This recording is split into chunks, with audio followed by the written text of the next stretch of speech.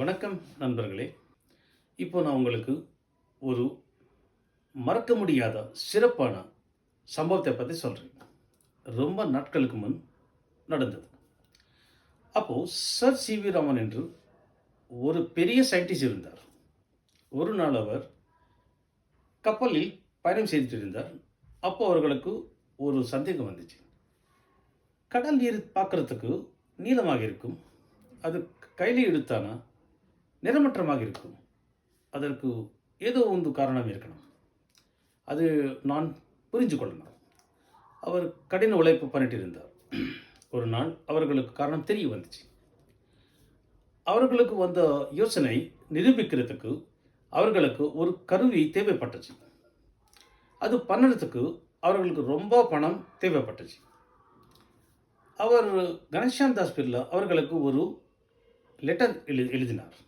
அதில் அவர் சொன்னார், எனக்கு உள்ள ஒரு யோசனை நிரூபிக்கிறதுக்கு ஒரு கருவி தேவைப்படும், அதற்கு ரொம்ப பணம் தேவைப்படும்.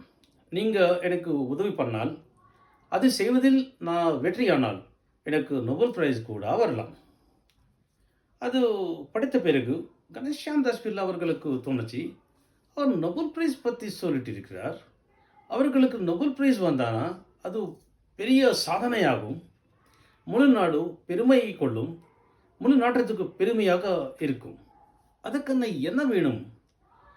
ஒரு புத்திசாலியான ஒருவருக்கு உதவி செய்யணும். அவர் பணத்தை அனுப்பினார். அதை எடுத்துட்டு ச சி வி ராமன் கருவி பண்ணார், இங்கிலாந்து போனார். நிறைய அனுபவம் உள்ள சயின்டிஸ்ட்கள் அவர்களோட கிட்ட அவர்களோட யோசனை நிரூபித்தார். அவர் சொன்னார், வெண்கதிர் ஒயிட் ரே நீரில் மிருந்து போகும்போது அதில் மிருந்து நிறைய நிறங்கள் வெளியே வரும். அதில் நீல நீர் கதிர் ரொம்ப தூரம் போகும். அதனால கடல் நீர் நீளமாக காணப்படும். எல்லாரும் அவர்களுக்கு கை தட்டினார்.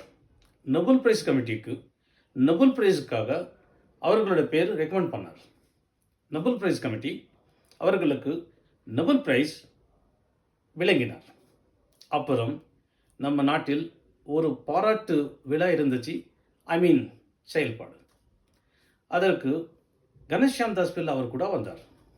அவர் சொன்னார், ஒரு நாள் எனக்கு ஒரு லெட்டர் வந்துச்சு. அவர் சொன்னார், எனக்கு நோபல் பிரைஸ் கூட வரலாம். இப்போ அவர்களுக்கு நோபல் பிரைஸ் வந்துவிட்டது. இது கனவா அல்லது நிஜமா எனக்கு தெரியாத போல இருக்கிறது. நான் உங்களுக்கு என்ன சொல்லணும் என்றால், உங்களுக்கு வலுவான நம்பிக்கை இருந்தால், கடின உழைப்பு பண்ணால் உங்களுக்கு கூட வெற்றி வரலாம். நீங்கள் என்ன சேனல்வை சப்ஸ்கிரைப் பண்ணுங்க. ஜெய் ஹிந்த்.